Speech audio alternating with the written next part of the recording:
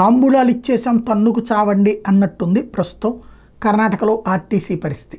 RTC ఉచిత bus అన్నారు, good, ఇవ్వడంలో తప్పేం లేదు.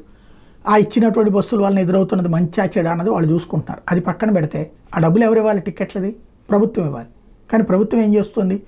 1000 కోట్ల రూపాయల టిక్కెట్లకైతే 200 కోట్లు 300 కోట్లు ఇస్తుంది. ఒకప్పుడు మేము ఇక్కడి నుంచి తిరుపతి వెళ్ళాలంటే కనుక ఖచ్చితంగా కర్ణాటక ఆర్టీసీ బస్సు కోసం ఆగేవాడిని. ఎందుకంటే స్లీపర్ బస్సు హాయిగా పడుకుంటే 4:30 గంటలు తీసుకెళ్ళి కూర్చోబెట్టేవాడు అక్కడ.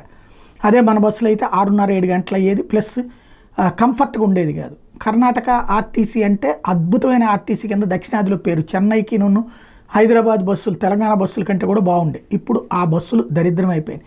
చివరికి ఏంటాయి అంటే ఆర్టీసీకి సంబంధించిన అతిపెద్ద కష్టమైంది ఉచిత బస్సు స్కీమ్ కింద పైసలు కట్టలేదు కాంగ్రెస్ ప్రభుత్వం. ఆర్టీసీకి 1750 కోట్లు బకాయిలు ఉన్నాయట.